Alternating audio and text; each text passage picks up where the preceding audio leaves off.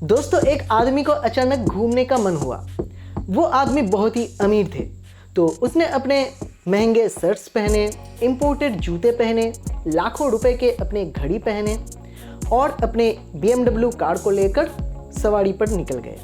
अब जाते जाते रास्ते में उनको पानी पूरी का ठेला दिखा और उन्हें पानी पूरी खाने का मन हो गया। तो उन्होंने अपने गाड़ी पानी पूरी के दुकान के सामने लगाए, पानी पूरी खाया, मगर बाद में उनको पता चला कि वो तो अपने वॉलेट साथ लाना ही भूल गया। उसने सोचा कोई बात नहीं, चलो हम UPI पेमेंट कर देते हैं। मगर जब वो अपने मोबाइल निकालने के लिए जेब में हाथ डाला, तब उसको एहसास हुआ कि वो अपना मोबाइल भी घर पर ही छोड़ आए। अब उनके पास ना तो कोई दोस्त थे, ना ड्राइवर थे, वो अपने कार भी खुद चला के ले आए। तो ऐसे हालात में सोच के देखिए, वो पानी पूरी वाले को उसका पेमेंट कैसे कर पाएगा? क्या उनके महंगे शर्ट, उनके BMW कार या फिर उनके इंपोर्टेड जूते उनके इस करंट लायबिलिटी को मिटा पाएगा? जी नहीं दोस्तों, करंट लायबिलिटी को चुकाने के लिए उनके पास कैश या फिर बैंक बैलेंस जैसे करंट एसेट्स होना चाहिए। ठीक ऐसे ही एक बिजनेस के पास भी कैश का होना जरूरी हो जाता है। अब जैसे हम लायबिलिटी और एसेट्स को समझने के लिए बैलेंस शीट्स को चेक करते हैं, जैसे हम इनकम और एक्सपेंस को देखने के लिए प्रॉफिट एंड लॉस को चेक करते हैं, वैसे ही कैश या फिर कैश इक्विवेलेंट बिजनेस के पास कहाँ से आ रहा है और कहाँ पे जा रहा है, इसको समझने के लिए कैश फ्लो स्टेटमेंट चेक करना जरूरी होता है। अगर किसी कंपनी के पास सफिशिएंट लिक्विडिटी ना हो तो उनको अननेसेसरी लोन्स लेने पड़ जाते हैं, जिससे कंपनी के इंटरेस्ट कॉस्ट भी बढ़ सकता है। और अगर कंपनी अपने लिक्विडिटी को ठीक से मैनेज ना कर पाए तो बहुत बार सिर्फ लिक्विडिटी के कारण ही कंपनी डूब भी सकता है। और इसमें कोई रॉकेट साइंस नहीं है, आप खुद ही सोच कर देखिए, क्या हो अगर कंपनी के पास खूब सारा एसेट्स हो मगर उनके पास अपने करंट लायबिलिटी को चुकाने के लिए फंड्स ही नहीं है? क्या हो अगर कंपनी खूब सारा सेल्स करते हैं मगर वो अपने पैसे को मार्केट से रिकवर ही ना कर पाए? तो इसीलिए कंपनी के बैलेंस शीट और प्रॉफिट एंड लॉस चेक करने से ही कंपनी के सही हालत का पता नहीं चलता है। उसके लिए आपको कैश फ्लो भी चेक करना पड़ता है। अब तक आपने जाना कि कैश फ्लो क्यों जरूरी होता है। अब हम जानेंगे कि कैश फ्लो होता क्या है और इनको कैसे समझा जाए। तो अंत तक बने रहे हमारे साथ। To learn investment accounting and taxation, search iFleared on YouTube, subscribe the channel and turn on the notification bell. दोस्तों, एक कैश फ्लो स्टेटमेंट पर 3 अलग अलग एक्टिविटीज होते हैं, जिससे या तो कंपनी के पास कैश आ रहा है या फिर कंपनी से कैश जा रहा है। इसमें से पहला होता है ऑपरेटिंग एक्टिविटी।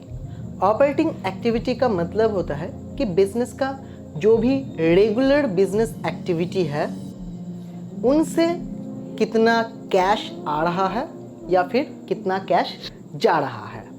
फॉर एग्जाम्पल, अगर एक कार मैन्युफैक्चरिंग कंपनी है तो कार सेल करके जो कैश कंपनी के पास आ रहा है उसे कहा जाएगा ऑपरेटिंग एक्टिविटी में कैश का इन्वॉल्व होना। और अगर उस कंपनी को मैन्युफैक्चर करना है कार तो उसके लिए बहुत सारा कॉस्ट बेयर करना पड़ता है, जैसे रॉ मटेरियल्स को खरीदना पड़ता है, लेबर को पेमेंट करने पड़ते हैं। तो इस पर्पस के लिए जो पैसा कंपनी से जाएगा उसको कहा जाएगा कि ऑपरेटिंग एक्टिविटी में कंपनी के पैसे जा रहा है। कैश फ्लो स्टेटमेंट पर जो भी पॉजिटिव फिगर आपको दिखेगा उससे आपको पता चलेगा कि वो कैश कंपनी के पास आ रहा है, और जो भी नेगेटिव फिगर आपको कैश फ्लो में दिखेगा उससे आपको पता चलेगा कि वो कैश कंपनी के तरफ से जा रहा है। कंपनी को जो भी प्रॉफिट होता है वो प्रॉफिट एंड लॉस रिपोर्ट पर शो करता है। अब वहाँ पे जो प्रॉफिट शो करेगा कंपनी के ऑपरेटिंग एक्टिविटीज से उतना कैश भी आना चाहिए, मगर रियलिटी में ऐसा नहीं होता है क्योंकि सभी बिजनेस पर थोड़ा बहुत उधार बाकी चलता है। तो अगर 10-20% इधर उधर हो जाए तो ठीक है, पर अगर प्रॉफिट के कंपैरिजन में ऑपरेटिंग कैश फ्लो से बहुत कम कैश आ रहा है तो इसका मतलब हो सकता है या तो कंपनी अपने प्रॉफिट को मैनिपुलेट कर रहा है या फिर कंपनी बाकी में प्रॉफिट कर रहा है मगर मार्केट से कैश कलेक्ट करने में वो सक्षम नहीं है, और अगर वो कैश बहुत देर तक कंपनी मार्केट से कलेक्ट ना कर पाए तो बहुत बड़ा बैड डेट होने का भी संभावना रह जाता है। और अगर कंपनी के ऑपरेटिंग कैश फ्लो में नेगेटिव फिगर शो कर रहा है तो इसका मतलब होता है कि कंपनी अपने रेगुलर बिजनेस ऑपरेशन से कैश बनाने की बजाय कैश डुबो रहा है, और ये कंपनी के लिए और भी ज़्यादा चिंता का विषय हो जाता है। दूसरा होता है इन्वेस्टिंग एक्टिविटी। अगर कंपनी नए ब्रांचेस ओपन करते हैं, अगर कंपनी नए फिक्स्ड एसेट्स खरीदते हैं जैसे प्लांट्स, मशीनरीज, या फिर कोई म्यूचुअल फंड्स या एफडी जैसे स्कीम पर इन्वेस्ट करते हैं, तो इन्वेस्टिंग एक्टिविटी में कंपनी से पैसा जाएगा, मतलब कैश का आउटफ्लो होगा। और अगर कंपनी अपने मौजूदा फिक्स्ड एसेट्स को बेचते हैं या फिर कोई इन्वेस्टमेंट पर कंपनी को रिटर्न मिलता है तो कंपनी के पास इन्वेस्टिंग एक्टिविटी में पैसा आएगा। इन्वेस्टमेंट एक्टिविटी से आपको पता चलेगा कि कंपनी कहाँ कहाँ इन्वेस्ट कर रहा है और उन इन्वेस्टमेंट से कंपनी के पास कितना कैश आ रहा है।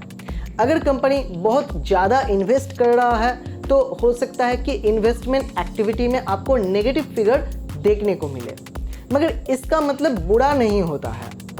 हाँ, मगर ये जरूर देखना है कि कंपनी कहाँ इन्वेस्ट कर रहा है और वो इन्वेस्टमेंट कंपनी के जो रेगुलर बिजनेस है उसमें क्या फ़ायदा दे सकता है। फॉर एग्जांपल, अगर बैंकिंग कंपनी ब्रांचेस ओपन करने के लिए इन्वेस्टमेंट करता है तो इन केस में ये इन्वेस्टमेंट को बुरा नहीं कहा जाएगा, मगर वही अगर ब्रांचेस ओपन करने के लिए एक आईटी कंपनी इन्वेस्ट करता है तो इसको बहुत अच्छा इन्वेस्टमेंट नहीं माना जाएगा, क्योंकि एक आईटी कंपनी को ज़्यादातर प्रॉपर्टी में इन्वेस्ट करने से बहुत ज़्यादा उसके प्रॉफिट में अंतर नहीं मिलता है। वही एक आईटी कंपनी को इंटेंजिबल एसेट्स जैसे पेटेंट, कॉपीराइट, इसमें ज़्यादा फोकस करना चाहिए। तीसरा होता है फाइनेंसिंग एक्टिविटी। अगर कंपनी नया लोन ले रहा है या फिर इक्विटी इशू कर रहा है तो फाइनेंसिंग एक्टिविटी से कंपनी के पास कैश आएगा।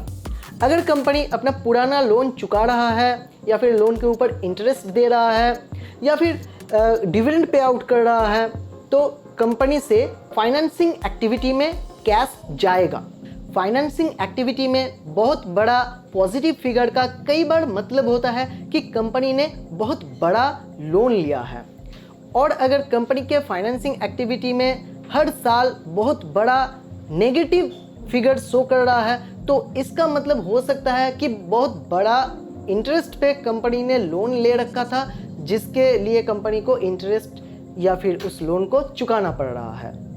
कंपनी के फाइनेंसिंग एक्टिविटी में अगर नेगेटिव फिगर होता है तो इसका मतलब ये भी हो सकता है कि कंपनी शेयर होल्डर्स को डिविडेंड या बायबैक के थ्रू प्रॉफिट शेयर कर रहा है। फाइनेंसिंग एक्टिविटी में बहुत ज़्यादा पॉजिटिव या बहुत ज़्यादा नेगेटिव फिगर दोनों को ही अच्छा नहीं माना जाता है। हाँ, मगर कुछ एक्सेप्शनल केस भी होता है, जैसे कि अगर कंपनी बहुत सालों से कर्ज में डूबा हुआ था और कंपनी ने फैसला लिया कि सारा कर्जा मिटा के कंपनी डेट फ्री होना चाहता है तो इस केस में कंपनी के फाइनेंसिंग एक्टिविटी के कारण बहुत बड़ा नेगेटिव अमाउंट जाता हुआ दिखेगा, मगर डेट फ्री होना तो बुरा नहीं होता है। उम्मीद है इस वीडियो में बहुत ही आसान भाषा में कैश फ्लो स्टेटमेंट क्या होता है और इसके इंटरप्रिटेशंस को समझा पाया। अगर वीडियो पसंद आया तो लाइक कीजिए, नहीं तो मत कीजिए, मगर हम फिर मिलेंगे एक नए टॉपिक के साथ। Subscribe now to watch more video like this and turn on the notification bell to get all our future updates on your device as soon it will publish. And if you like the content, just hit the like button and feel free to leave your comment whether you have any queries.